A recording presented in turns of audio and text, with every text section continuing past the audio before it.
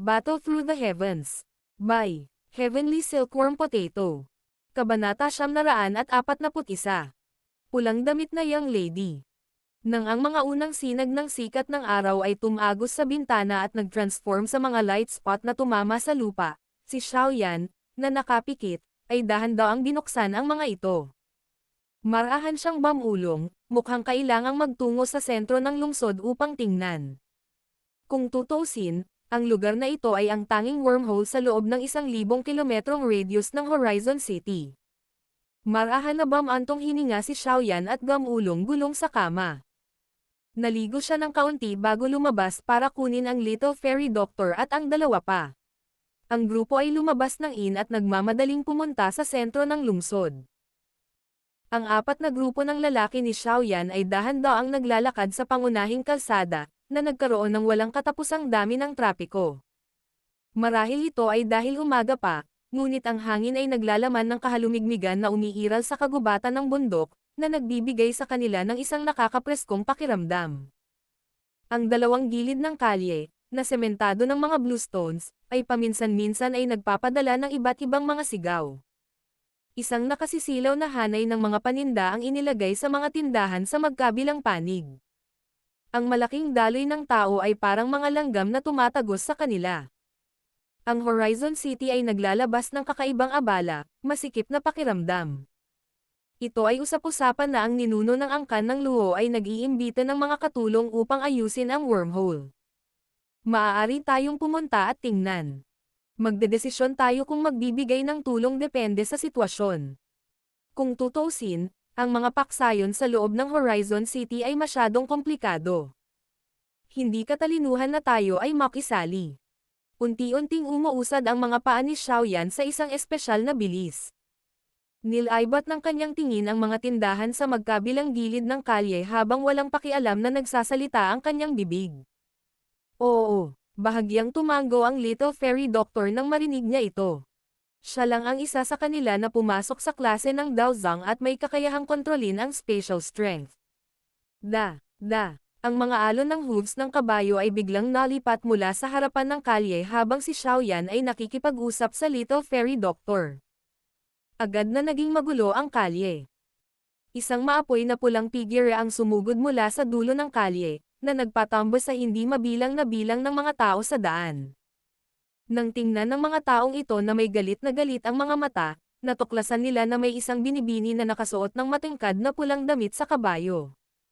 Ang binibini ay mukhang lubhang kaakit-akit, ngunit mayroong isang sinulid ng ligaw na pagmamataas sa pagitan ng kanyang mga kilay.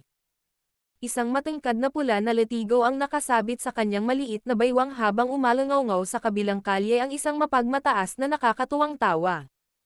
Ang pulang kabayo ay parang apoy na lumipas mula sa malayo. Sa loob ng ilang kisap mata, lumitaw ito sa isang maikling distansya mula sa grupo ni Xiaoyan. Hindi nakaharang sa daan ang magaling na aso. Tumabi kayong lahat para sa miss na ito. Kung hindi, walang mananagot kung matapakan kayo hanggang mamatay. Sumigaw ang dalagang nakasuot ng pula. Agad na nagsalubong ang mga kilay niya habang pinagmamasdan ang ilang figure sa harapan niya na hindi gumagalaw. Si Xiaoyan, na orihinal na umiwas sa isang tabi, ay agad na nagpakita ng malamig na ekspresyon nang marinig niya ang mga salitang ito.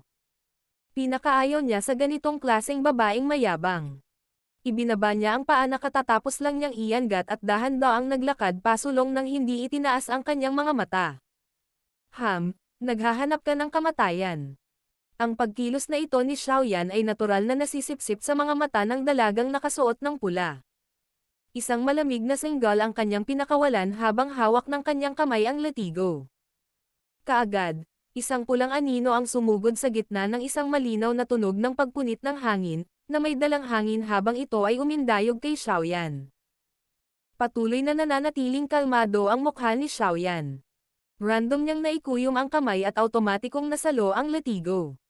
Pagkatapos nito, bigla niya itong hinayla. Ang napakalaking puwersa na ipinadala mula sa latigo ay naging sanhi ng isang matingkad na sigaw ng dalagang nakasuot ng pula. Ang kanyang katawan ay hinayla pababa mula sa kabayo, at siya ay damapo sa lupa sa kanyang puwitan. Tanga, bastos, naglakas loob ka bang salakayin ang babaeng ito? Agad na naging berde ang mukha ng dalaga na nakasuot ng pula nang madikit ang kanyang puwitan sa malamig na dumi. Galit na galit siyang umungal kay Xiaoyan, na tila isang galit na babaeng tigre. Nagtuturo lang ako sa iyo ng leksyon sa ngalan ng iyong mga nakatatanda. Napatingin si Xiaoyan sa dalagang nakasuot ng pula. Hindi niya ito pinansin kaagad habang inakay niya ang Little Fairy Doctor at ang iba pa sa kalsada. Ano ka ba? Naglakas loob ka talagang turuan ako ng leksyon. Sino ka sa tingin mo? Ang walang pakialam na mga salita na ibinigay sa kanya ni Xiaoyan ay lubos na ikinagalit ng dalagang ito na nakasuot ng pula. Kaagad, mas tumalas ang boses niya. Tito Hua, Tito Louie, patayin ang tandang ito. Katatapos lang ng malakas na sigaw ng dalaga nang ang dalawang matandang figure ay mabilis na sumugod sa ere at dumating, hamarang sa grupo ng lalaki ni Xiaoyan. Ang dalawang figure, na lumitaw sa harap ni Xiaoyan, ay may kulay abo at puting buhok ayon sa pagkakabanggit. Sa pagmamasid sa aura ng dalawang ito, tila ang kanilang lakas ay nasa 5-star hanggang 6-star dawang at maaaring ituring na medyo malakas. Ang kaibigang ito, ang dalaga ng aking angkan ay talagang may pagkapilyo. Gayunpaman, siya ay kung tutusin ay isang babae. Hindi ba't medyo hindi nararapat para sa iyo na tretuhin siya ng ganito? Ang matanda at may buhok na kulay abo ay unang sumulyap sa dalagang nakasuot ng pula, na ang mukha ay namumula sa galit. Pagkatapos nito, tumingin siya kay Xiaoyan, at nakakunot ang noo habang nagsasalita.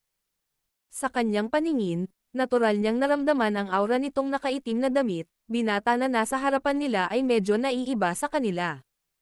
Medyo malakas pa nga.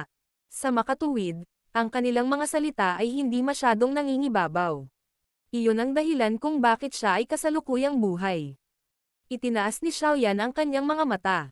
Kalmado pa rin ang boses niya, pero hindi siya mabait na tao. Kung ito ay isang mayabang na lalaki na nang-ahas na sampin siya ngayon, ang parusa ay hindi na lang hinihila pababa mula sa isang kabayo. Sa sandaling ito, napakaraming tao ang nagtipon sa paligid ng kalye dahil sa hindi inaasahang pangyayaring ito. Umiling ang mga taong ito nang makita nila ang dalagang nakasuot ng pulang damit. Kaagad, ibinato nila ang ilang nakakaawang tingin sa grupo ni Xiaoyan. Ang babaeng ito na may pulang damit ay isang sikat na maliit na demonyo sa Horizon City. Ang sinumang makakatagpo sa kanya ay maaari lamang isaalang-alang ang kanilang sarili sa kasamaang palad. Hindi inaasahan na ang lalaking ito ay talagang naglakasloob na salakayin siya ngayon. Mukhang dapat silang mga taong nanggaling sa labas ng lungsod. Bahagyang nagbago ang ekspresyon ng dalawang matandang lalaki sa harap ng mahinahong mga salita ni Xiaoyan na nagtago ng lamig. Medyo naging masama ang kanilang mga mata. Ang dalagang nakasuot ng pulang damit ay ang pinakamahal na apo ng ninuno ng angkan. Halos walang sino man sa Horizon City na ito ang nang-ahas na magsabi ng mga ganoong salita. Ikaw na bastos. Naglakas loob ka pa ring maging mayabang sa Horizon City. Sa paghampas sa babaeng ito, tiyak na hindi ka pakakawalan ng lolo ko. Kung matalino ka, luluhod ka ngayon, yumuko sa miss na ito at humingi ng paumanhin. Ang dalagang nakasuot ng pulang damit at ang dalaga ay umakyat sa kanyang mga paa sa sandaling ito. Ang pagkawala ng gayong mukha sa harap ng napakaraming tao ay isang bagay na siya, na may kakaibang pagmamalaki, ay nahirapang tanggapin. Kaagad, ang kanyang maliit na mukha ay makabuluhang nagbago dahil sa kanyang galit. Gayunpaman, bago tuluyang maipahayag ang kanyang galit na sigaw, isang malamultong figure ang biglang lumitaw sa kanyang harapan, at iniwas ng figure ang kamay nito. Agad itong naglandas ng isang marahas na hampas sa mukha ng dalaga sa harap ng hindi mabilang na bilang ng mga nakatulala na tingin. Sampal. Isang malinaw na tunog ang lumitaw sa kalye. Sa sandaling ito, ang puso ng lahat ay nanginginig ng husto. Ang sampal na ito ay talagang napakakol. Napalingon ang dalagang nakasuot ng pula. 5 medyo purplish red fingerprint ang lumabas sa mukha niya. Isang hibla ng dugo ang umapaw mula sa sulok ng kanyang bibig. Puno ng hindi makapaniwala ang mga mata niya. Hindi siya makapaniwala na mayroon talagang taong naglakas loob na sampelan siya. Hindi kanya papatayin kung maglakas loob kang magmura. Gagawin ko. Isang walang malasakit na malamig na boses na puno ng layuning pagpatay ay dahan-daang tumunog mula sa harap ng dalagang nakasuot ng pula, na naging sanhi ng panginginig ng kanyang katawan. Dahan-dahan niyang itinaas ang kanyang ulo, at nakita niya ang isang simpleng bihis na dilag na nakatayo na may magandang mukha na naglalaman ng kasamaan. Nang magtama ang kanilang mga mata, nakita ng dalagang nakasuot ng pula ang tunay na hangarin sa pagpatay na nagmumula sa mga mata ng kabilang partido. Ang lakas ng loob mo. Dahil sa biglaang tunog ng sampalan, natigilan ang dalawang matanda. Agad silang nagpakawala ng galit na galit. Gumalaw ang kanilang mga katawan at sumugod sila patungo sa Little Fairy Doctor sa paraang parang kidlat. Kakagalaw pa lang ng dalawang tao nang lumitaw ang mahinang tunog ng dumadagandong na kulog. Agad namang bumungad sa kanila ang isang itim na figure. Dalawang kamao ang naitapon. Ang nakakagulat na ligaw na enerhiya na saglit na sumabog ay naging sanhi ng pagbabago ng mga ekspresyon ng dalawa. Dali-dali nilang sinalubong ang mga suntok. Bang! Biglang umalangaw-ngaw ang tunog ng pagbangga ng laman. Kaagad, ang lahat ay natigilan nang makita ang dalawang matandang lalaki, na may malakas na reputasyon sa loob ng Horizon City, na mabilis na umatras. Ang binata na nakasuot ng itim na damit ay tila isang hindi gumagalaw na bato. Kayo lang ang dapat sisihin sa bagay na ito ngayon. Kung patuloy kayong nagiging walang pakiramdam, huwag mo akong sisihin sa pagiging mabisyo. Madilim at malamig ang tingin ni Xiaoyan habang nakatingin sa dalawang matandang lalaki. Ang layunin ng pagpatay sa kanyang mga mata ay naglalaman ng mga bakas ng lamig. Ang bagay ngayon ay mabilis na umabot sa kanyang ilalim. Ang dalawang matandang lalaki ay hindi nang ahas na gumawa ng anumang dilikas na paggalaw pagkatapos na mapigil ng lakas na ipinakita ni Xiaoyan. Mapait lang silang umiyak sa kanilang mga puso. Ang munting tiyahin na ito ay nangingibabaw sa lungsod sa loob ng maraming taon at sa wakas ay nabangga ng dulo ng isang sibat. Ang batang ito ay maaaring mukhang bata pa, ngunit siya ay napakalakas. Ang pag-atake kanina ay isang bagay na halos hindi maipakita ng sino man sa kanilang angkan. Itong kaibigan, miyembro ako ng angkan ng Luo. Ang binibini na nakasakit sa iyo kanina ay ang binibini ng angkan ng Luo. Mangyaring huwag mo siyang saktan dahil sa angkan ng Luo. Napabuntong hininga sa kanyang puso ang may uban at matandang lalaki habang pinagdikit ang kanyang mga kamay at nagsusumamo. Luo Clan. Bahagyang kumunot ang noo ni Xiaoyan nang marinig niya ito. Bagamat alam na niya na malamang na hindi mahina ang background ng babaeng ito, hindi niya inaasahan na magiging miyembro ito ng angkan ng Luo sa Horizon City. Ikaw. Naglakas loob ka talagang saktan ako. Sa sandaling ito lamang ay tuluyang nakabangon ang dalagang nakasuot ng pulang damit mula sa kanyang pagkatulala. Pinahid niya ang mainit na fingerprint mark sa mukha niya. Nanginginig ang kanyang mga kamay habang nakaturo sa Little Fairy Doctor sa kanyang harapan. Ang galit sa kanyang mga mata ay umabot sa isang nakakatakot na antas. Matapos tumunog ang kanyang mga salita, ang dalagang nakasuot ng pulang damit ay naglabas ng isang jade plate mula sa kanyang storage ring sa kanyang galit. Pagkatapos nito, marahas niyang sinira ito at marahas na sinabi. Babaeng mura, naglakas loob ka bang salakayin ako? Hindi ka pakakawalan ng lolo ko. Kapag napunta ka na sa mga kamay ni Miss, tiyak na puputulan ko ang iyong mga daliri ng paisa-isa.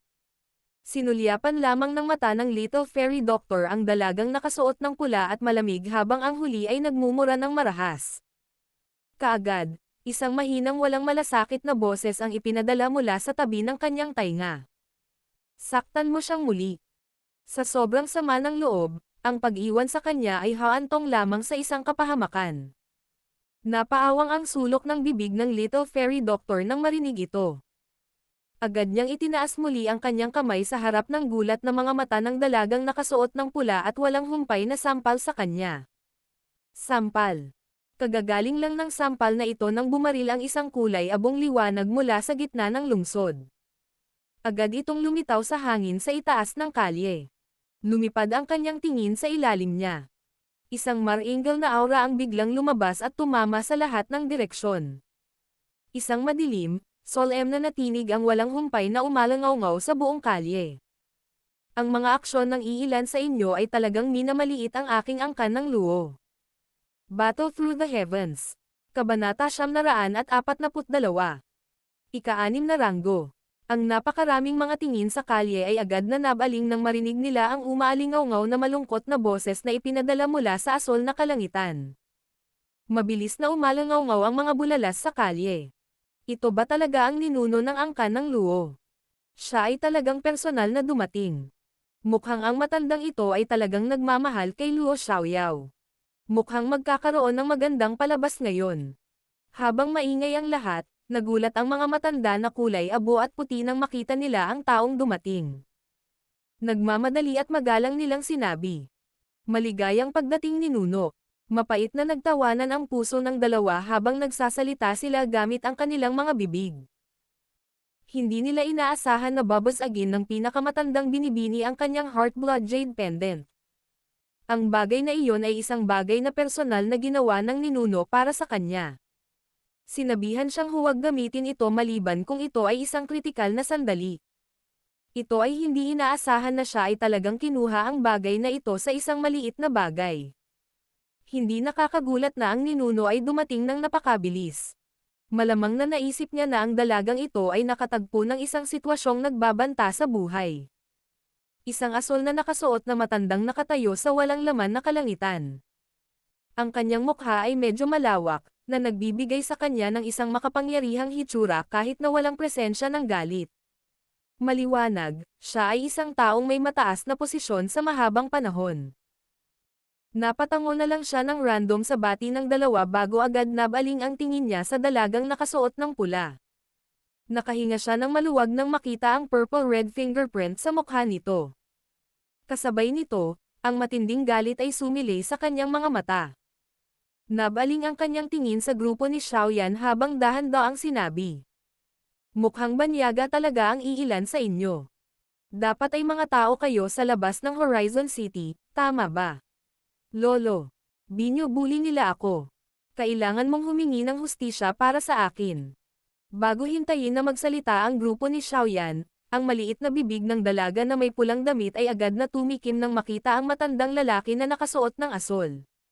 Nangingilid ang mga luha sa kanyang pisngi. Ang mga hinaing na naramdaman niya ngayon ay higit pa sa anumang mga nakaraang taon. Kailan pa nakatanggap ng ganoong pagtrato ang isang lamang na katulad niya? Bukod dito, ang malalamig na layuning pagpatay sa mga mata ng Little Fairy Doctor ay nagdulot din sa kanya ng pag-goosebump sa buong katawan. Tila may hawak siyang suporta ngayong nakita niyang lumitaw ang matanda. Nakaturo ang daliri niya kay Xiaoyan. Ayaw mo na ba sa daliri mo? Mahinang tanong ng Little Fairy Doctor nang makita niya ang pagkilos na ito ng dalagang nakasuot ng pula. Bumalatay ang takot sa mukha ng dalagang nakasuot ng pula nang marinig niya ito. Nagmamadali niyang binawi ang kanyang kamay, sa wakas ay nakaramdam ng kaunting takot sa walang awan na Little Fairy Doctor. Shi. Napakaraming huni ng hangin ang lumitaw sa pagkaantala na ito. Kaagad, mahigit 10 figure ang lumitaw sa ibabaw ng mga gusali sa magkabilang gilid ng kalye. Lahat ng mga taong ito ay magalang na binati ang asol na damit, matandang lalaki sa sandaling ihayag nila ang kanilang mga sarili. Pagkatapos nito, nakita nila ang kasalukuyang sitwasyon. Sa ilang pag-iisip, naunawaan nila ang nangyari. Kaagad, ang isa sa kanila ay malamig na sumigaw. Ang lakas ng loob mo para sa iyo na maglakas loob na salakayin ang isang miyembro ng aming angkan ng Luo sa Horizon City. Sa wakas ay nagsimulang lumamig ang ekspresyon ni Xiaoyan sa harap ng mga ekspertong ito mula sa angkan ng Luo. Sa una, wala siyang intensyon na saktan ang mga paksayon sa lugar na ito. Ang usapin ngayon ay orihinal na isang maliit na bagay na walang kabuluhan. Gayunpaman, nais ng kabilang partido na gawin ito sa isang malaking partido. Bukod dito, paulit-ulit nilang hinahamon ang kanyang pasensya. Bagamat ang ninuno na ito ng angkan ng Luo ay isang piling 5-star daw Zhang, hindi siya nagdulot ng malaking banta kay Xiaoyan. Kalimutan ang tungkol sa Little Fairy Doctor na kayang labanan siya. Ang kanyang storage ring ay nagtataglay din ng Earth Demon Puppet na maaaring makipaglaban sa 6-star daw Zhang. Kung ang kabilang partido ay nais na itulak ang kanilang kapalaran, hindi nila dapat sisihin siya sa pagiging masyadong mabisyo. Sa pamamagitan ng pagtuturo sa isang hindi makatwirang nakababatang henerasyon, malamang na hindi mas mahusay kayong mga matatanda. Sinulyapan ng Little Fairy Doctor ang nasa katanghaliang gulang na lalaki na nagsalita kanina habang malamig itong tumawa. Siya ay humakbang pasulong at isang maringal na aura na hindi mababa sa ninuno ng angkan ng luho ay biglang sumabog na parang bundok na tumataas mula sa kapatagan, na naging sanhi ng pagbabago sa mga mukha ng hindi mabilang na bilang ng mga tao. Isang elite na Daozang. Maraming mga tandang ang umalangaw-ngaw sa kalye. Agad na binalik ng mga titig ang tingin sa babaeng nakasuot ng simpleng damit. Iyon ang unang pagkakataon na nakakita sila ng isang batang piling tao na Daozang. Sa sandaling ito, bahagyang namutla ang mukha ng dalagang nakasuot ng pula. Naiintindihan niya kung gaano kalakas ang isang elite na Daozang. Kahit nasa lakas ng kanilang angkan ng luho, hindi nila madaling masaktan ang isa. Kung ikukumpara sa pagkabigla ng lahat, ang ekspresyon ng ninuno ng angkan ng luho ay mas nagbago ng husto. Malinaw niyang naramdaman na ang lakas ng babaeng ito ay hindi gaanong mahina kaysa sa kanya. Mayroong kahit isang kakaiba, madilim na lamig sa loob ng kanyang aura. Kung magpalitan sila ng suntok, malamang na hindi siya magkakaroon ng mataas na tsansa na manalo. Kalokohan, kailan pa lumitaw ang ganyang eksperto sa Horizon City? Ang babaeng ito na si Xiao Yao ay talagang nagiging sobra-sobra na. Mukhang kailangan ko siyang disiplinahin ng maayos sa hinaharap. Kung hindi, kung makakasakit siya sa isang kalaban na hindi maaaring masaktan, tiyak na magiging kapahamakan ito para sa ating angkan ng luho. Ang titig ng ninuno ng angkan ng luho na nakatingin sa dalagang nakasuot ng pulang damit ay biglang naging mas mahigpit nang magbago ang kanyang ekspresyon. Kaagad, binaling niya ang tingin at tumingin sa grupo ni Xiaoyan. Naging malumanay ang tono niya nang hindi niya namamalayan. Lahat, ang usapin ngayon ay kasalanan talaga ni Xiao Yao. Ako, si Luo Cheng, ay hihingi ng tawad sa ngalan niya. Ang apo ng isang maliit na angkan ng luho ay talagang tinuruan na maging mas matigas ang ulo kaysa sa akin. Sinulyapan ni Ziyan ang ninuno ng angkan ng luho bago ngumuso. Sa simula pa lang ay ayaw na niya sa dalagang iyon na nakasuot ng pula. Dapat malaman na kahit na siya ay hindi kailanman napag-alitan si Xiaoyan sa ganoong paraan.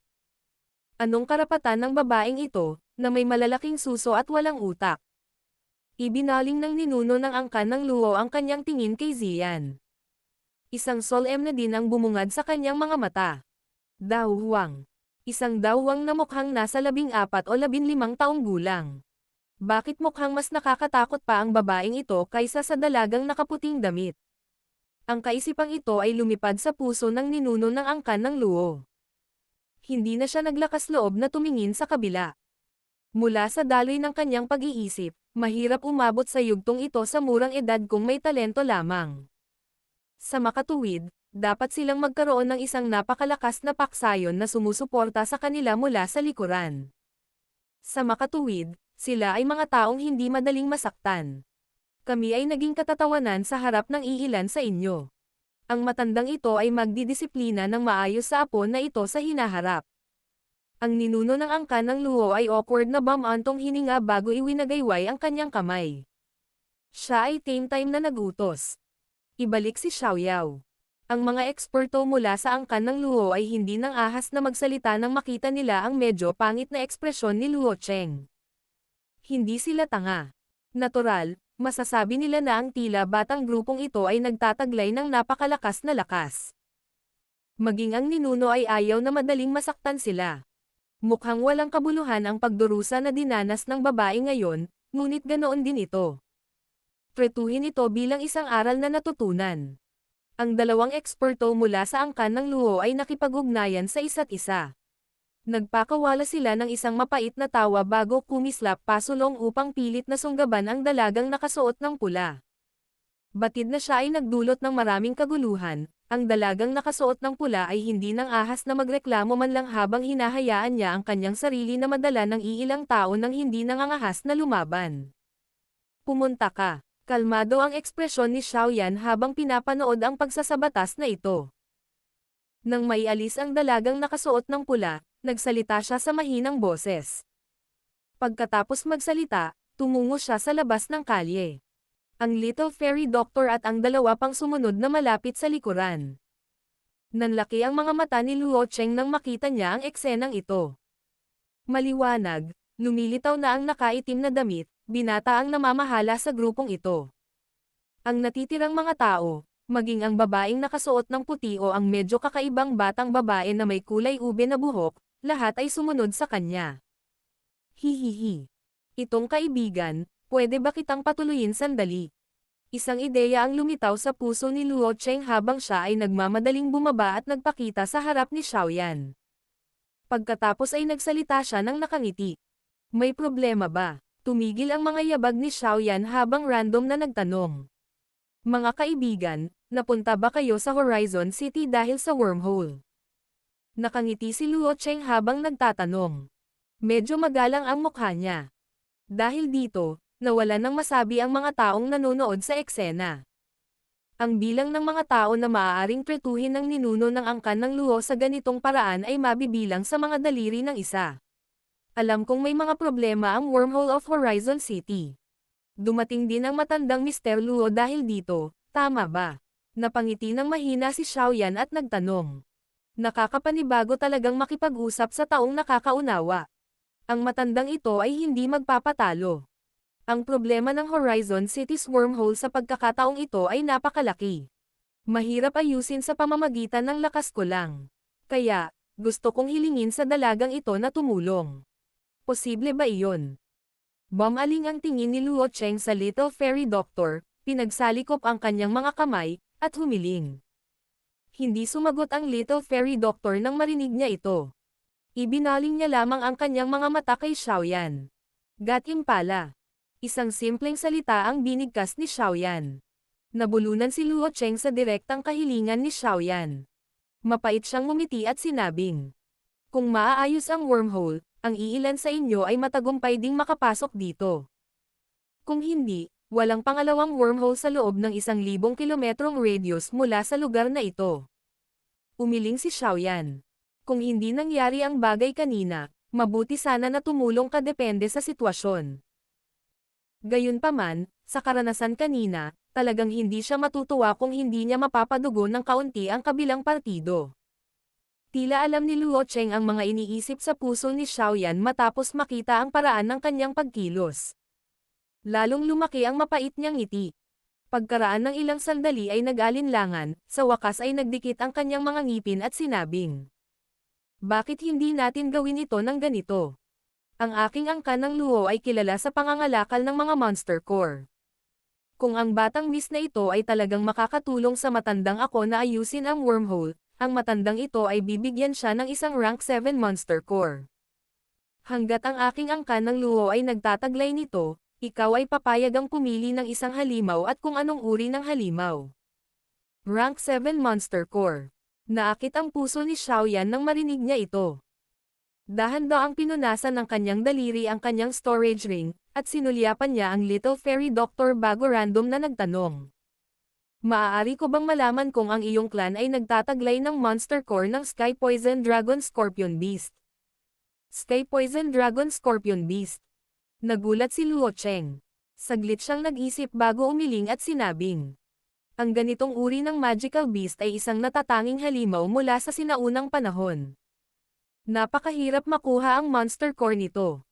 Ang aking Luo clan ay talagang walang rank 7 Sky Poison Dragon Scorpion Beast's monster core. Bagamat hindi gaanong umaasa si Xiaoyan, hindi sinasadyang sumilay pa rin sa kanyang mga mata ang pagkabigo. Sa panahon ng kanyang pagkabigo, nag-alinlangan sandali si Luo Cheng bago nagtanong. Ang aking angkan ng Luo ay walang monster core ng isang rank 7 Sky Poison Dragon Scorpion Beast. Gayunpaman, mayroon kaming isang rank 6. Maaari ko bang malaman kung mangyayari ito? Rank 6.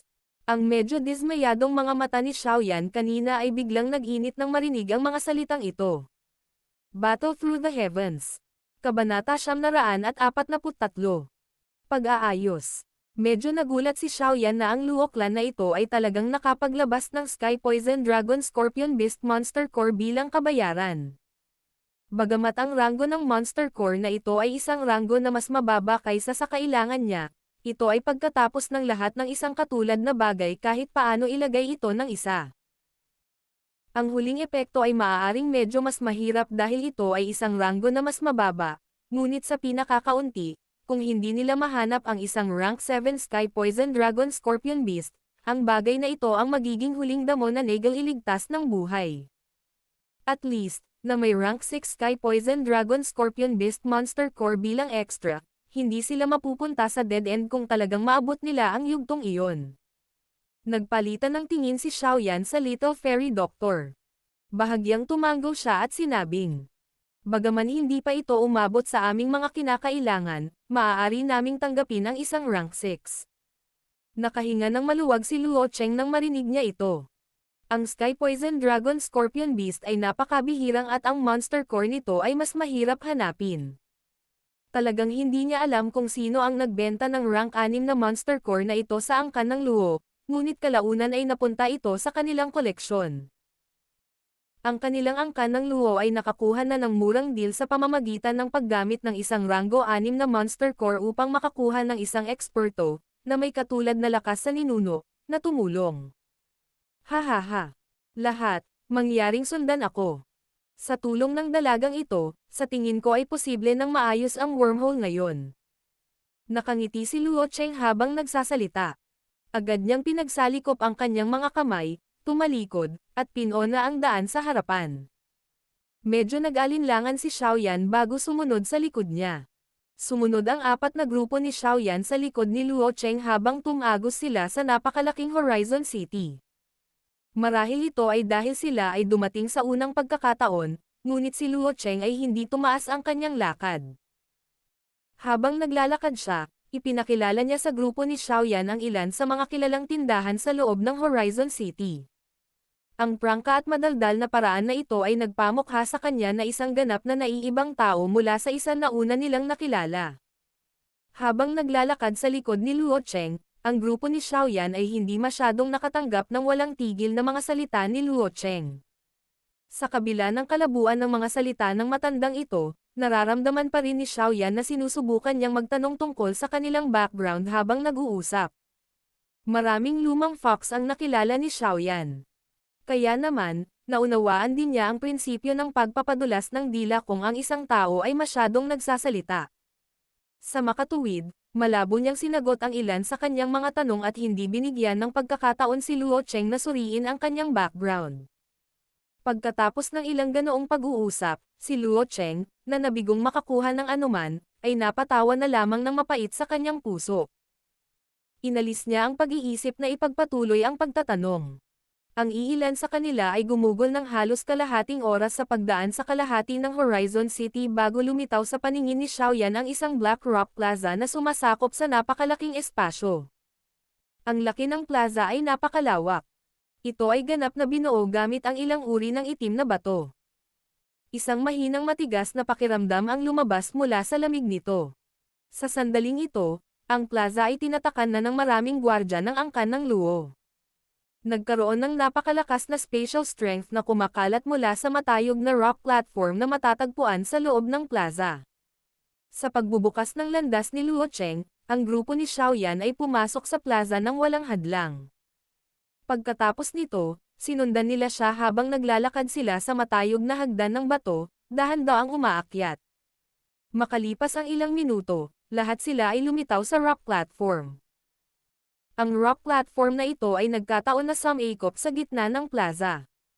Nang walisin ng grupo ang kanilang mga mata sa paligid, nakuha nila sa kanilang mga mata ang eksena sa loob ng ilang daang metro ng plaza.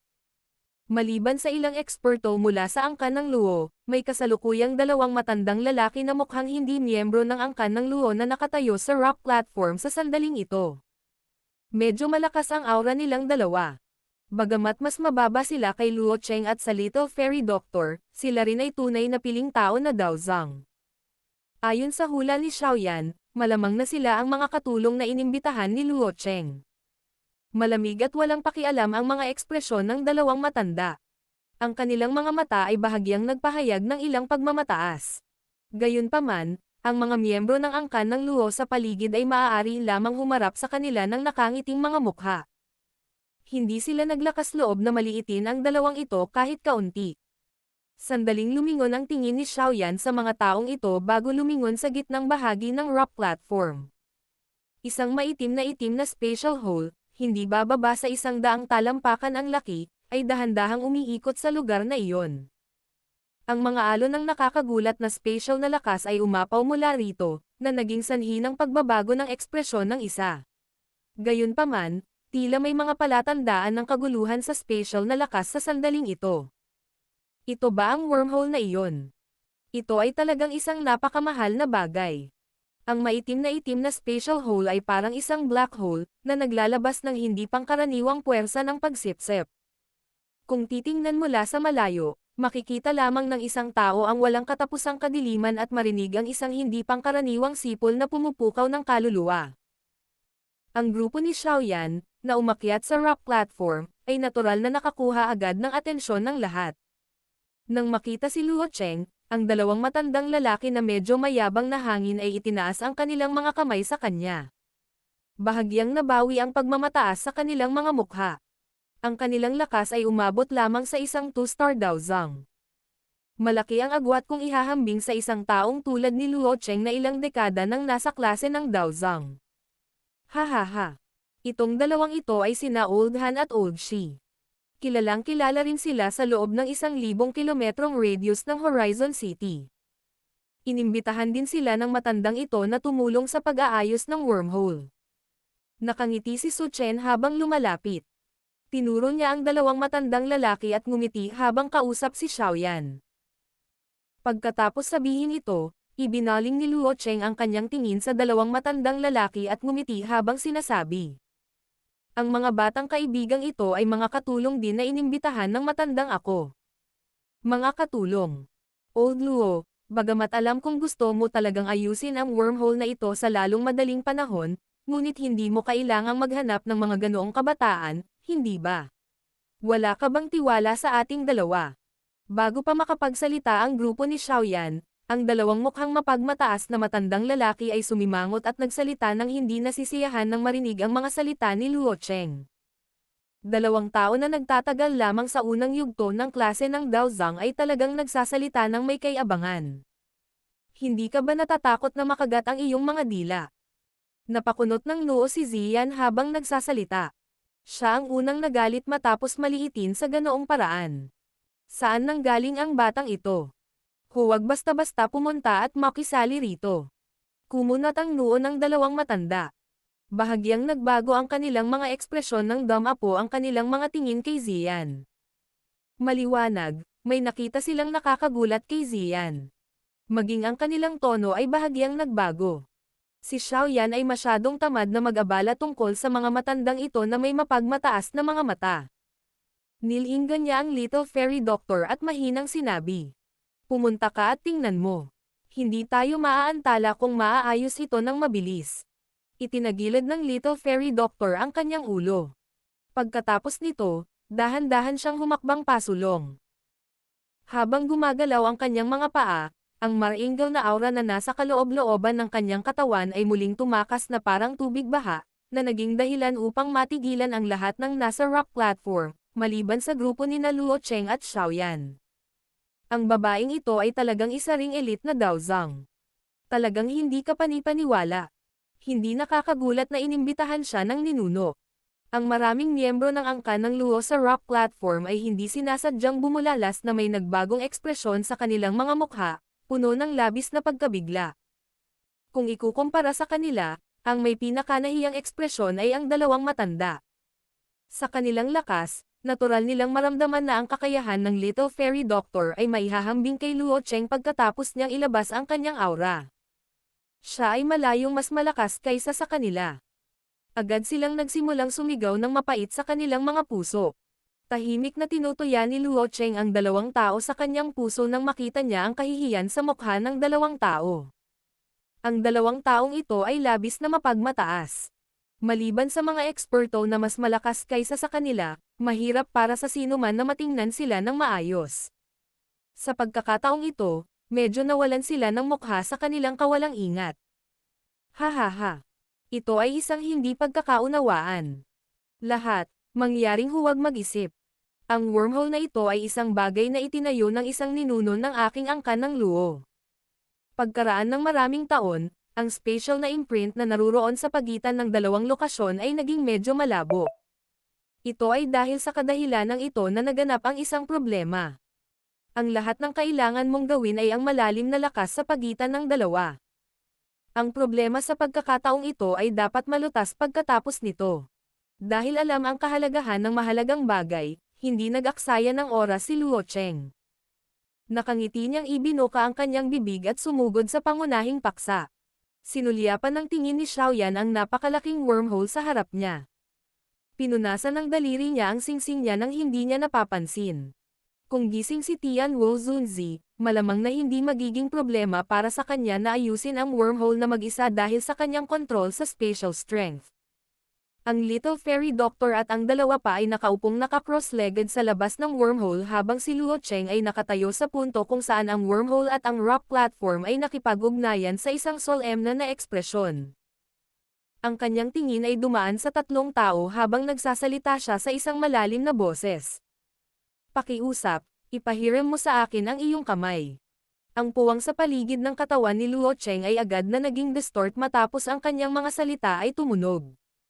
Isang spatial na lakas ang lumabas at umihip patungo sa loob ng wormhole. Ang Little Fairy Doctor at ang iba pang dalawang Daozang ay nag-alinlangan ng kaunti bago bumuo ng spatial strengths ng iba't ibang kapangyarihan na puwersahang pumasok sa loob ng wormhole. Ang sipol na ibinugaw mula sa wormhole ay naging mas malakas pagkatapos na pumasok ang apat na spatial strength na ito. Ang lakas ng pagsipsip, na kumakalat, ay unti-unting lumakas. Nang makita ang sitwasyong ito, ang maraming eksperto mula sa angkan ng luho sa rock platform ay nagpakawala ng maraming maayos na sigaw. Ang mga alon ng malakas na Daochi ay lumundag bago agad na nagsama-sama sa isang energy barrier sa labas ng wormhole, na naghihiwalay sa puwersa ng pagsipsip. Kung titingnan ang pagiging pamilyar ng kanilang mga galaw, malinaw na hindi ito ang unang pagkakataon na gumawa sila ng ganoong bagay. Matiim na tumitig ang tingin ni Xiaoyan sa wormhole. Nakahinga lang siya ng maluwag makalipas ang ilang sandali, matapos mabigang matuklasan ang anumang mali. Pagkatapos nito, umupo siya at nagsimulang tahimik na maghintay. Ang oras na kailangan para ayusin ang wormhole ay hindi kasing haba ng inaasahan ni Xiaoyan. Makalipas ang halos 1 hanggang 2 oras, dahan-dahan silang binuksan ng grupo ng Little Fairy Doctor, na nakapikit. Isang hibla ng pamumutla ang dumaan din sa kanilang mga mukha. Maliwanag, ang pag-aayos ng wormhole na ito ay naubos sa kanila. Bahagyang yumanig ang paggalaw ng mabagal na umiikot na espasyo nang makabawi ang iilan sa kanila. Kaagad, ang mga sinulid ng pilak ay nagtagal sa paligid ng wormhole. Sa pagtingin sa malayo, tila sila ay mga bituin sa loob ng isang black hole. Bukod dito, ang magulong spatial na lakas na ipinadala mula sa loob ay dahan-daang nakakalat. Sa wakas ay ganap na itong naayos. Haha, kayong tatlo, salamat. Ako, si Luo Cheng, ay tatandaan ang pabor na ito. Isang malakas na tawa ang pinakawalan ni Luo Cheng nang maramdaman niyang unti-unting bumabawi ang wormhole sa normal nitong kalagayan. Lumingon siya, itinaas ang kanyang mga kamay patungo, ang Little Fairy Doctor at ang dalawa pa, bago nagsalita ng tame time. Ayos ka lang ba? Mabilis na bumangon si Xiaoyan, dumating sa tabi ng Little Fairy Doctor, at mahinang nagtanong. Ay, medyo napagod lang ako. Hindi masyadong mahirap ayusin itong wormhole. Bahagyang tumango ang Little Fairy Doctor at ngumiti habang sumagot. Itong kaibigan. Ito ang kabayarang ipinangako ng matandang akin. Ikinaway ni Luo Cheng ang kanyang kamay at isang jade box ang lumipad patungo kay Xiaoyan. Biglang nahuli ni Xiaoyan ang jade box sa kanyang kamay. Binuksan niya ito at bumungad sa kanyang mga mata ang isang purple-red colored oval-shaped monster core. Hinawakan ng kanyang daliri ang monster core at naramdaman ang energy affinity sa loob nito. Ilang sandali pa, tumango si Xiaoyan. Kahit na hindi pa niya nakita ang monster core ng Sky Poison Dragon Scorpion Beast, ang pagkakaugnay na naitala ay katulad nito. Inilagay ni Xiaoyan ang jade box sa kanyang storage ring. Nakahinga rin ng maluwag ang kanyang puso. Ang kanyang tingin ay itinapon sa wormhole habang siya ay mahinang nagtanong. Maaari bang gamitin ang wormhole ngayon? Hindi dapat magkaroon ng problema. Gayunpaman, pinapayuhan ka pa rin ng matandang ito na maghintay ng ilang oras. Kung tutuusin, naayos lang ito. Hindi talaga ligtas na umalis ngayon. Medyo nag-alinlangan si Luo Cheng nang marinig ang tanong bago sumagot. Hindi na kailangan. Mayroon pa tayong mga kagiat na usapin at hindi maaaring manatili ng matagal. Umiling si Xiaoyan habang tumugon. Hindi niya gustong manatili sa Horizon City na ito ng matagal. Bukod dito, siya ay medyo sabik na maabot ang Central Plains. Napatango lamang si Luo Cheng sa pagkabigo nang marinig niya ito. Kumuha siya ng bangkang kahoy na kasing laki ng palad mula sa kanyang storage ring. Ang bangkang kahoy ay bahagyang naglalabas ng pilak na kinang. Ang bagay na ito ay nagtago ng isang thread ng isang napakahinang spatial strength. Ito ay isang space boat na ginamit sa paglalakbay sa wormhole. Ang proseso ng paggawa nito ay medyo mahal. Ang bawat isa ay nagkakahalaga ng higit sa 1,000,000 at ang isang ordinaryong tao ay talagang hindi kayang gamitin ito. Ang batang miss na ito ay nakatulong ng malaki sa aking Luo clan ngayon. Ang aming angkan ng Luo ay maaaring ituring na nagsamantala sa pamamagitan lamang ng pagbibigay ng rank 6 na Monster Core. Ang maliit na bagay na ito ay maituturing na isang reg-along pasasalamat. Ngumiti si Luo Cheng, at nagbigay ng simpleng paliwanag habang iniabot ang bangkang kahoy kay Xiaoyan. Medyo nagulat ang tingin ni Xiaoyan habang sinulyapan niya ang bangkang kahoy na ito. Ito ang unang pagkakataon na narinig niya ang tinatawag na space boat. Kaagad, naramdaman niyang medyo nakakatawa ang mga bagay. Tumawa siya at tinanggap iyon ng walang pagtanggi. Kung ganoon, salamat old Mr. Luo. Ako mismo ay bibisita at salamat kung babalik ako sa hinaharap. Itinaas ni Xiaoyan ang kanyang mga kamay kay Luo Cheng. Tumigil siya sa pag-aalinlangan at kinaway ang kanyang kamay kina Ziyan at Zinlan. Pagkatapos nito, huminto ang 4 na tao sa labas ng wormhole bago tuluyang humakbang papasok dito ng sabay. Agad na naglaho ang 4 na figure nang sabay silang tumuntong sa wormhole.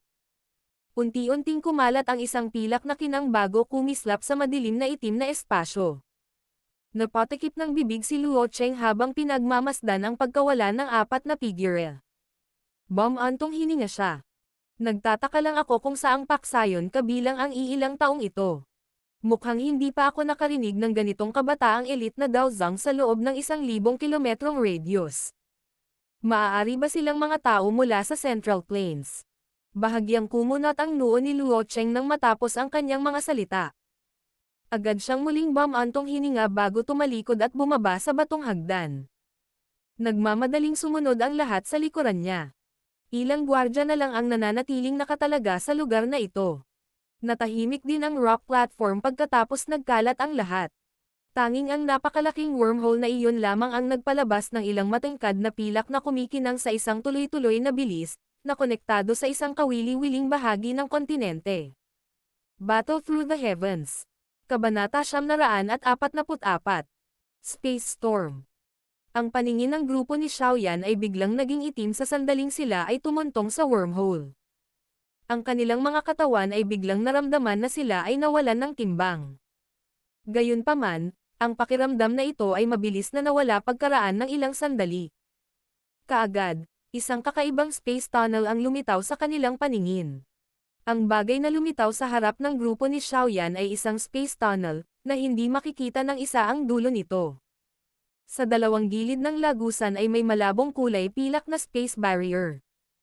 Mayroong higit sa 10 lagusan na 10 talampakan ang laki sa loob ng mga pader ng kalawakan.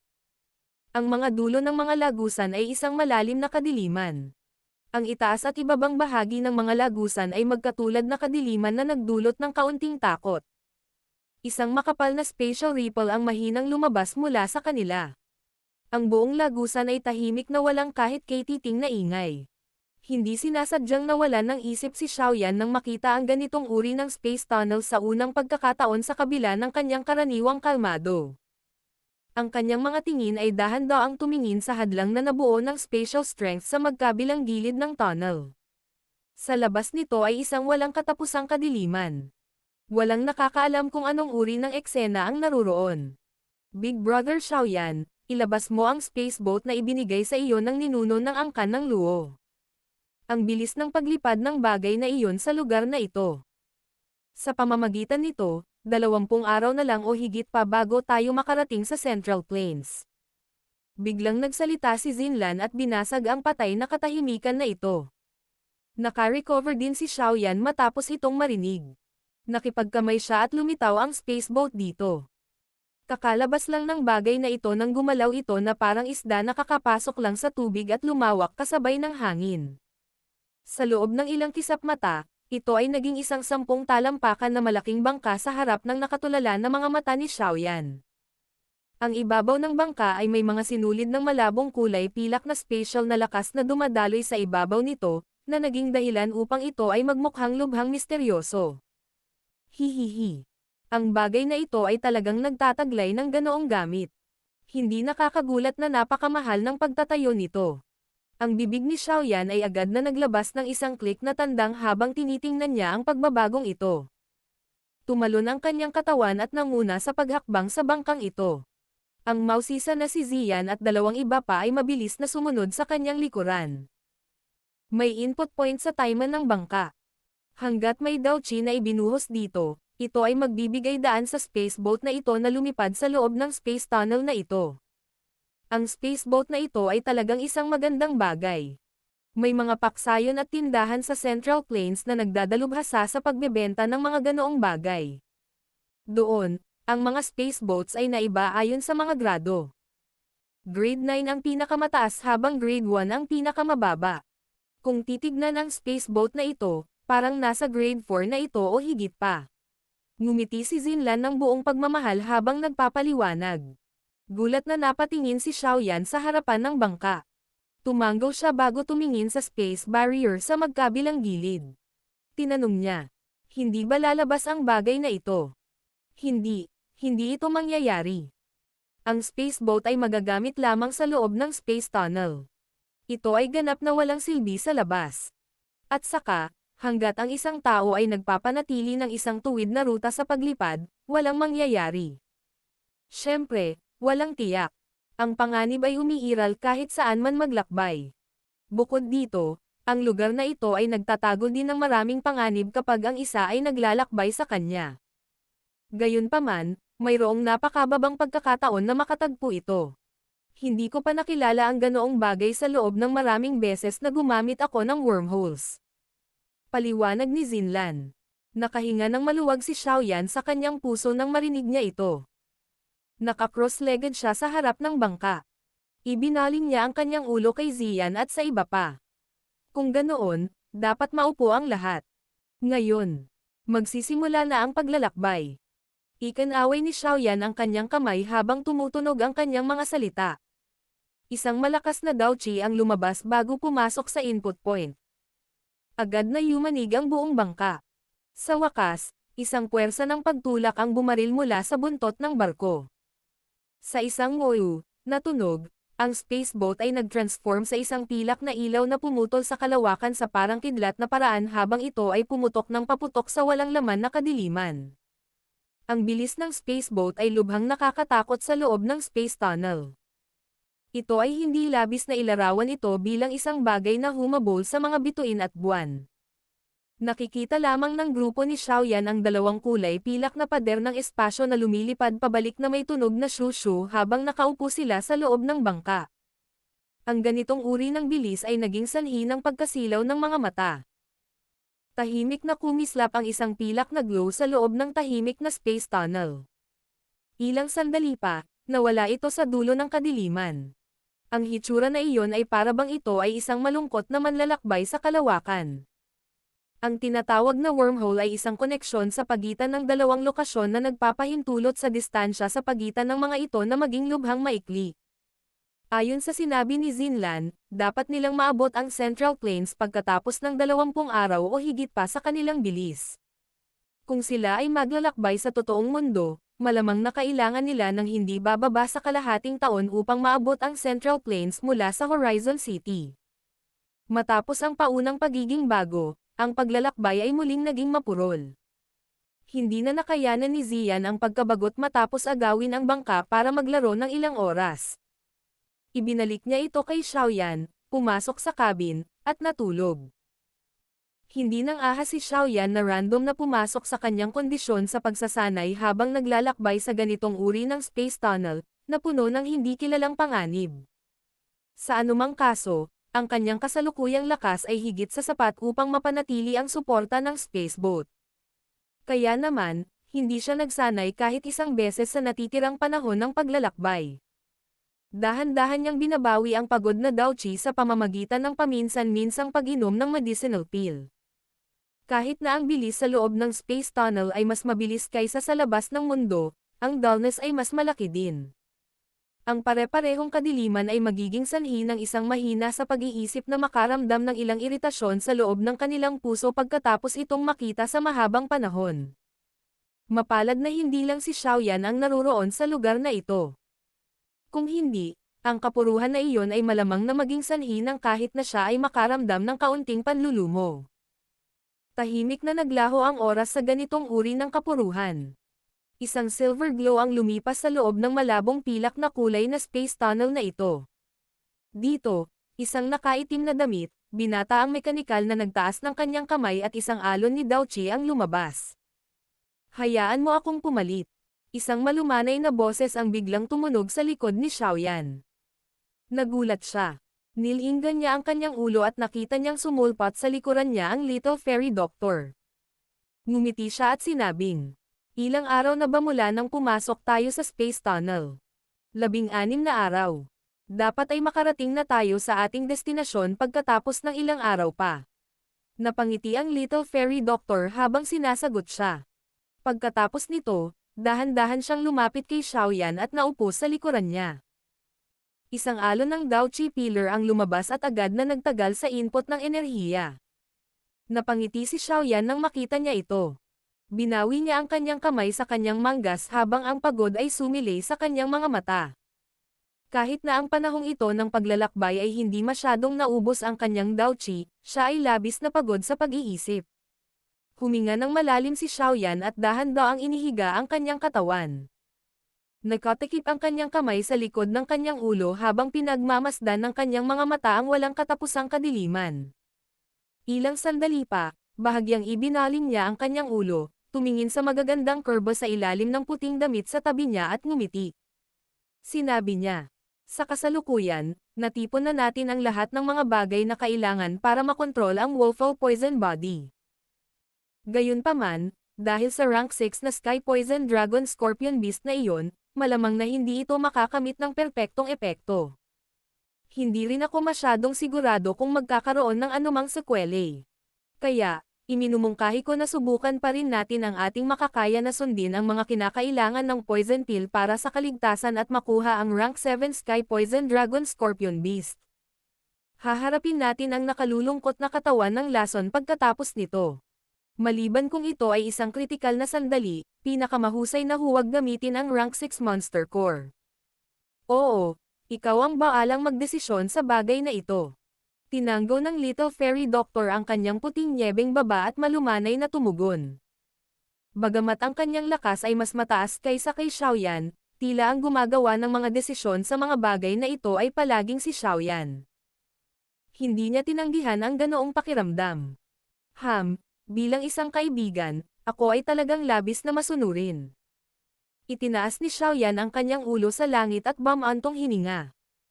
May tono ng panunokso ang boses niya.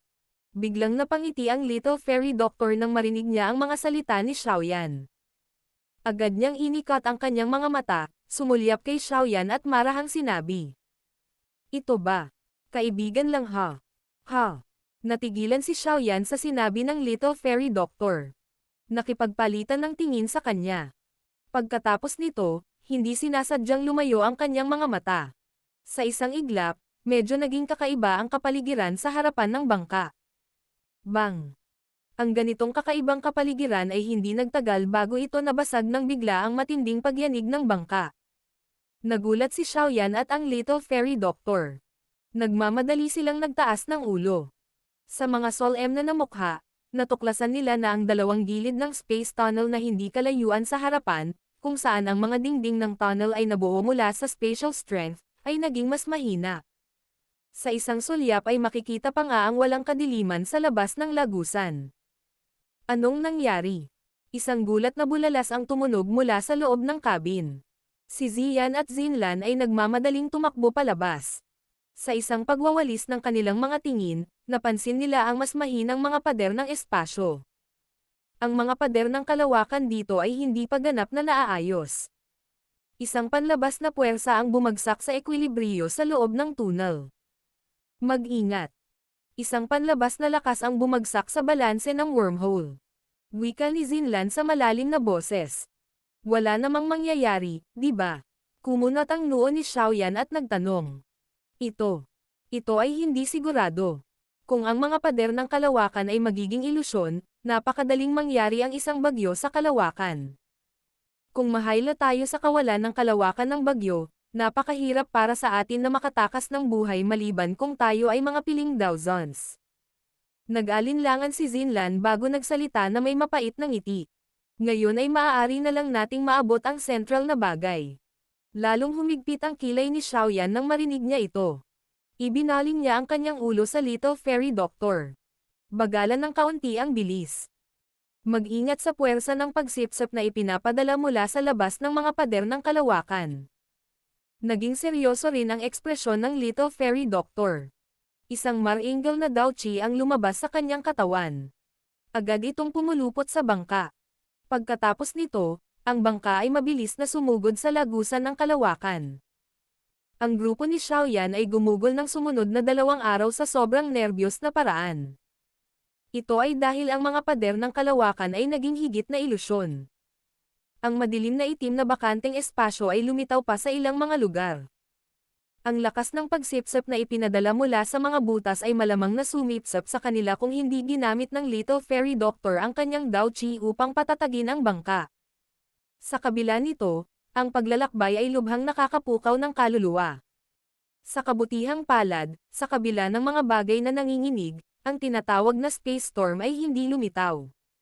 Dahan-daang nakahinga ng maluwag ang grupo ni Xiaoyan dahil dito. Gayunpaman, sa huling araw, nang akala nila ay patuloy na magiging maayos ang mga bagay-bagay.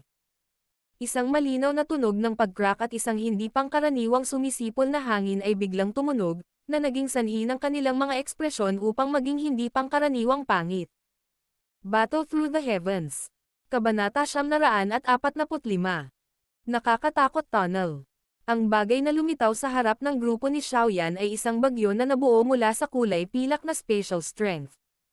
Nagkataon na natakpan nito ang buong lagusan.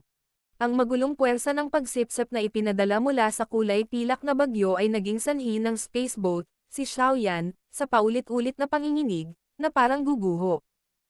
Space Storm. Bulong ni Zinlan sa sarili. Lalong namutla ang kanyang ekspresyon habang nakatitig sa rumaragasang kulay pilak na bagyo sa loob ng lagusan. Hindi inaasahan na lumitaw pa rin ang malas na bagay na ito. Ito ba ang space storm? Talagang nakakatakot. Ang napakalakas na spatial strength ay isang bagay na kahit isang elite na Daozang ay mahihirapang ipakita. Ang mga mata ni Xiaoyan ay matamang nakatitig sa kulay pilak na bagyo, iyon ay parang isang napakalaking sawa, habang dahan-dahan siyang nagsasalita. Anong gagawin natin ngayon? Nakatayo ang kilay ng Little Fairy Doctor habang nagtatanong.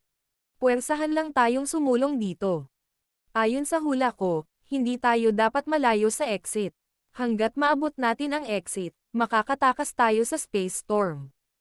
Pilit na pinigilan ni Zinlan ang hibla ng takot sa kanyang puso habang nagbibigay siya ng mungkahi. Bahagyang kumunat ang kilay ni Xiaoyan nang marinig niya ito. Napatingin siya sa space storm na unti-unting umiikot papunta sa kanila. Ilang sandali pa, bumuntong hininga siya at sinabi sa malalim na boses. Little Fairy Doctor, maghanda sa pag-akyat sa unahan. Paprotektahan mo ang katawan ng barko. Kokontrolan ko ang bilis nito. Oo, tumango ang Little Fairy Doctor. Hindi na siya nagsalita pa nang bumalik ang kanyang magandang katawan. Ang maharlikang Dao-Chi ay lumundag sa lahat ng direksyon, na naging isang higanteng grayish-purple python. Binalot ng napakalaking sawa ang barko sa loob ng katawan nito bago itinaas ang ulo nito at sumisitsit sa langit. Tara na, Ziyan, Zinlan, kumapit ka ng mahigpit. Isang malalim na sigaw ang ipinadala mula sa bibig ni Xiaoyan. Kaagad, iwinagayway niya ang kanyang manggas at ang malakas na Daochi ay ibinuhos sa spaceboat. Sa wakas, nag-transform ito sa isang mabangis na puwersa sa pagtulak na naging sanhi ng pagbaril ng spaceboat na parang arrow na may tunog na shoe. Matapos pilitin ang bangka sa pinakamataas na bilis nito, ang spaceboat ay nagbago sa isang malabong kulay pilak na figure. Sa isang iglap, tumalon ito ng 1,000 metro bago tuluyang tumakbo ng diretso sa rumaragasang pilak na bagyo. Bang! Bang! Ang bangkang pangkalawakan ay umaarangkada pa lamang sa bagyo nang magsimulang manginig ang katawan ng bangka. Ang mga tunog ay paulit-ulit na naglalabas, na para bang ito ay isang malungkot na bangka na naglalakbay sa isang malakas na bagyo, na humaharap sa kahabag-habag na kapalaran ng pagkawasak. Ang ekspresyon ni Xiaoyan ay unti-unting naging malungkot nang maramdaman niya ang nakakatakot na puwersa ng pagpunit na ibinubuga mula sa space storm. Mapalad na malakas ang Little Fairy Doctor. Kung ito ay ibang tao, malamang na mahihirapan silang harangan ang ganitong uri ng spatial tearing. Kahit na ito ang kaso, ang Little Fairy Doctor ay tiyak na hindi makakatagal. Kaya naman, kailangan niyang makaalis sa mapahamak na lugar na ito sa lalong madaling panahon. Ang pag-iisip na ito ay dumaan sa puso ni Xiaoyan habang siya ay marahas na nagngangalit ng kanyang mga ngipin. Ang mas malakas na Daochi ay bumaril. Ang bilis ng spaceboat ay unti-unting itinaas sa limitasyon nito. Ang mga thread ng malabong pilak na kulay na spatial force ay paulit-ulit na kumikislap na parang liwanag. Ang maliit na figure ng spaceboat ay hindi gaanong mahalaga sa loob ng napakalaking space storm. Kahit na nailabas na ni Xiaoyan ang maximum ng bangka, hindi nabawasan ang lakas ng pagkapunit ng nakapalibot na espasyo. Sa halip, ito ay naging mas nakakatakot. Sa huli, ang napakalaking grayish-purple energy python, na nakabalot sa spaceboat, ay nagsimulang magpakita ng mga palatandaan ng pagiging ilusyonaryo. Maliwanag, maging ang munting diwata na doktor ay nahirapang ganap na harangan ang ligaw at marahas na pagsipsip ng espasyo.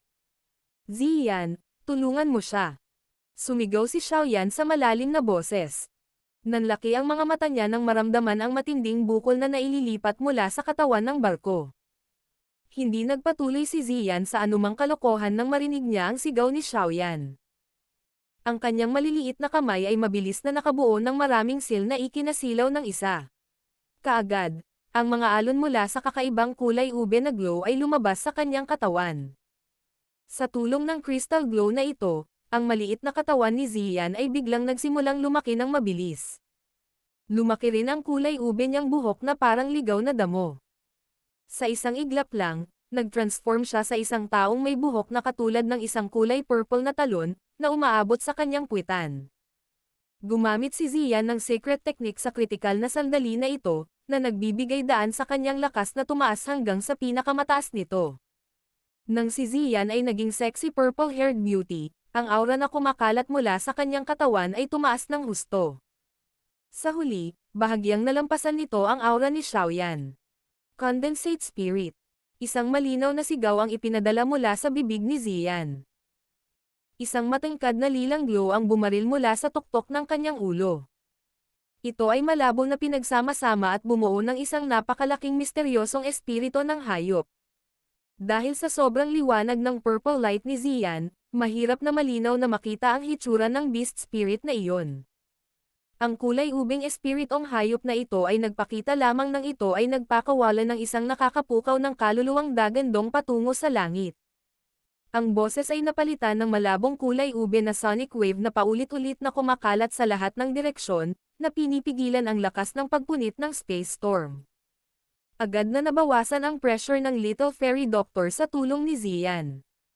Ang kanyang magandang mukha ay natense habang inilihis niya ang ilang atensyon upang mabilis na ayusin ang napakalaking enerhiya na python na nabasag ng lakas na makapunit ng kalawakan. Bahagyang lumuwag ang mukha ni Xiaoyan nang maramdaman niya ang medyo kalmadong bangka. Gayunpaman, hindi siya nagpapahinga kahit kaunti sa loob ng kanyang puso. Alam niya na ang lakas ng pagpunit ng bagyo ay magiging mas nakakatakot. Ito ay simula pa lamang. Ang katahimikan ay hindi nagtagal tulad ng inaasahan ni Xiaoyan. Isang mas matinding bukol na naman ang tumama. Ang mabangis at marahas na spatial strength ay parang maraming makamandag na ahas, na pumutok sa mga tao habang sila ay umalon palabas mula sa loob ng bagyo. Marahas nilang kinagat ang napakalaking energy python na nakabalot sa bangka. Sa ilalim ng malakas na puwersa ng pagtulak, ang langit-ngit na tunog na ibinubugaw mula sa spaceboat ay naging mas matindi. Napuno ng solemn na ang mukha ni Xiaoyan. Ilang sandali pa, biglang naglabas ng mahinang dagandong ang kanyang lalamunan. Ang dalawang kamay niya ay nakadiin sa energy input point sa harap ng barko habang ang mga alon ni Dao Qi ay sumunod sa kanyang mga braso at umaalon palabas na parang alon ng tubig. Si Xiaoyan ay todo-todo upang mapanatili ang bilis at pigilan ang bangka na mahaylas sa bakanteng espasyo ng bagyo. Naging masiksik din ang lilang kinang sa labas ng katawan ni Ziyan. Sa huli, ang kanyang mga daliri sa paa ay lumilitaw na kalahating pulgada sa itaas ng bangka. Unti-unting kumalat ang isang kristal na layer na parang kulay purple na glow mula sa kanyang palad bago nagtagal sa labas ng bangka. Nagsimulang maganap ang kakaibang eksena nang lumitaw ang kulay ubing liwanag na aura na ito. Ang ligaw at marahas na spatial na lakas na tumatama ay naaaninag pabalik ng kristal na glow. Pagkatapos nito, nagpatuloy sila sa pagbangga sa spatial strength. Lumitaw ang mga sumasabog na tunog, na naging sanhi ng sobrang pagkadistorbo ng ilusyonaryong espasyo. Ang mala-purple na mala-kristal na glow ay epektibo gayunpaman, naubos nito si Ziyan ng napakabilis. Kaya naman, nagpatuloy ang pagkislap ng kristal sa loob ng ilang minuto bago ito tuluyang nabasag. Ang lalamunan ni Ziyan ay naglabas din ng mahinang ungol habang ang sinulid ng sariwang dugo ay sumunod sa gilid ng kanyang bibig at tumulo pababa. Ang malahiyas niyang mga mata ay naging mas dimmer. Big Brother Xiaoyan, malapit na tayong makarating sa exit. Ang masayang boses ni Zinlan ay parang heart-tonic habang ang lahat ay nagngangalit at nagtitiis. Itinaas ni Xiaoyan ang kanyang ulo at nakita nga ang isang kulay pilak na bilog na liwanag na biglang lumitaw sa malayong kadiliman. Ang lugar na iyon ay ang labasan ng wormhole. Bang! Bago makapagpalabas ng masayang sigaw ang grupo ni Xiaoyan nang makita ang labasan, isang hindi pangkaraniwang nakakatakot na spatial strength ang marahas na tumama sa bangka. Ang lakas ay napakahusay. Kung hindi dahil ang Little Fairy Doctor ay todo-todo upang mapanatili ang bangka, malamang na ito ay nakakalat sa lugar. Gumamit ng maikling oras si Xiaoyan para sumulyap sa likod niya. Hindi sinasadyang nanliit ang mga mata niya. Nakita niya na ang space storm ay biglang naging kakaiba at marahas sa sandaling ito. Isang nakakatakot na puwersa ng pagsipsap ang lumabas sa lahat ng direksyon mula sa loob ng bagyo. Sa ilalim ng lakas ng pagsipsap na iyon, ang bilis ng spaceboat ay mabilis na bumagal. Namula ang mga mata ni Xiaoyan nang maramdaman ang bilis ng spaceboat. Kung muli silang kaladkarin sa bagyo, malamang na makakalimutan ng grupo nila ang pagkakaroon ng pagkakataong makatakas. Roar! Isang mahinang dagandong ang ipinadala mula sa lalamunan ni Xiaoyan. Maraming berdeng ugat ang lumitaw sa kanyang mukha sa mabangis na paraan, na parang mga bulate. Mabangis na bumuhos ang jade green na Dao Qi sa loob ng bangka na parang apoy, dahilan upang bahagyang tumaas ang bilis ng spaceboat. Ang bilis ng spaceboat ay nadagdagan pa lamang ng ang lakas ng pagsipsap na ibinubuga mula sa bagyo ay tumaas ng husto. Sa isang iglap, nauwi sa pagkapatas ang dalawa. Ang napakalaking space storm ay dahan-daang gumagalaw patungo sa grupo ni Xiaoyan. Ang bilis ay umabot na sa pinakamataas nito. Kung magpapatuloy ito, maaga o huli ay kakaladkarin tayo pabalik. Ang mga mata ni Xiaoyan ay naging maliwanag na pula. Bigla siyang lumingon at sumigaw kay Ziyan. Halika at ibuhos mo ang Dao Qi. Pabilisin mo. Nagulat si Ziyan sa ganitong paraan ni Xiaoyan.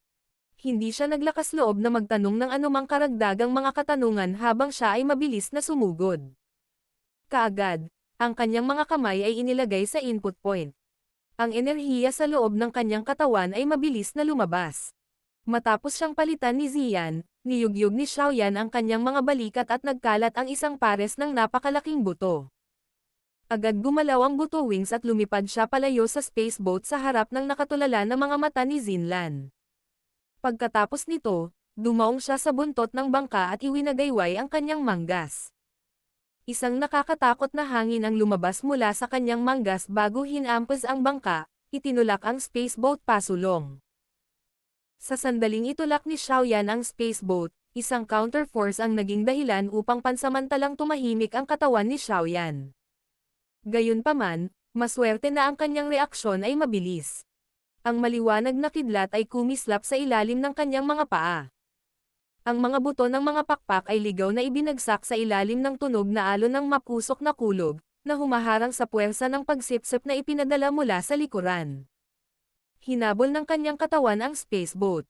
Ang lakas ng pagsipsip na ipinadala mula sa space storm sa likod ay nagiging mas nakakatakot.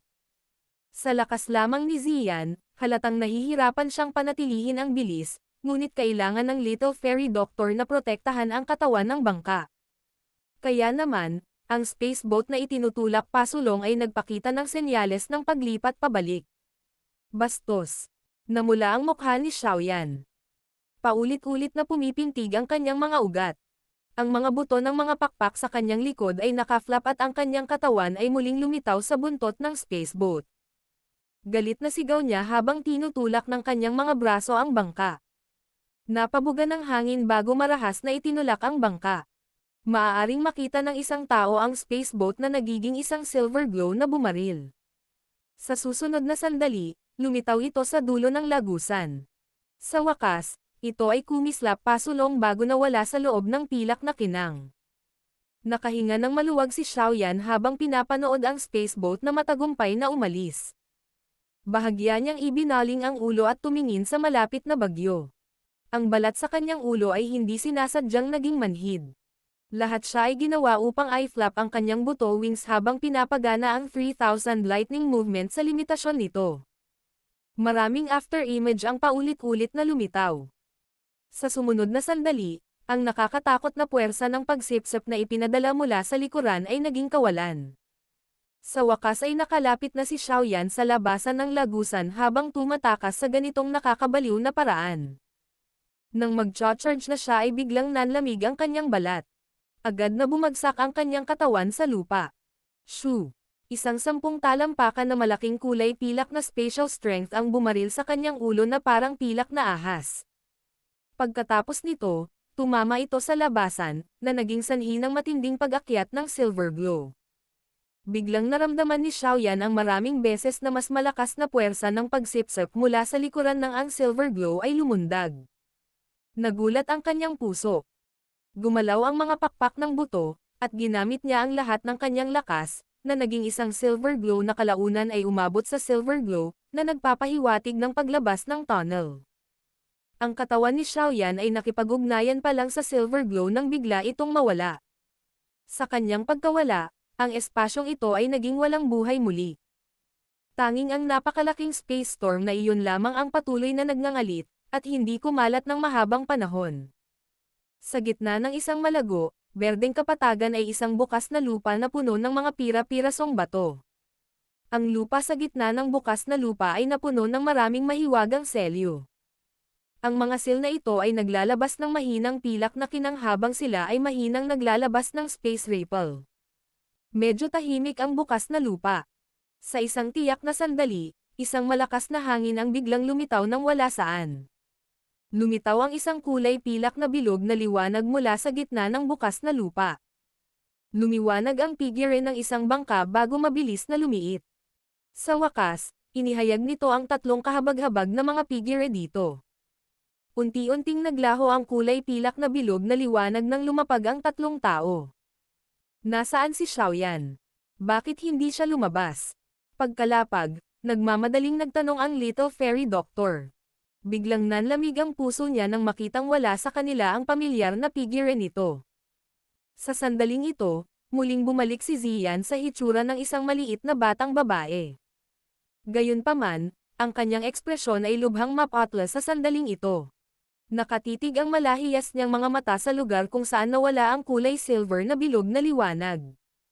Nagkaroon ng mahinang hamog na nagtitipon doon. Si Zinlan ay nagulat din sandali dahil dito. Gayunpaman, nang makita niya ang mga kumikislap na kulay pilak na ron sa lupa, sa wakas ay nakahinga siya ng maluwag. Sabi niya. Relax, matagumpay na nakalabas si Big Brother Xiaoyan sa Space Tunnel. Nasaan siya kung gayon? Ang Little Fairy Doctor at Ziyan ay halos sabay na nagbuka ng kanilang mga bibig, humihingi ng sagot. Talagang umalis na siya. Gayunpaman, tila nagbago ang posisyon ng Space Tunnel sa huling sandali. Kaya, ang kasalukuyang siya ay dapat na ipinadala sa ibang lugar sa Central Plains. Kung saan siya wala. Ako, hindi ko rin alam. Ang nauutol na boses ni Zinlan ang naging dahilan ng unti-unting paninigas ng katawan ng dalawa pa.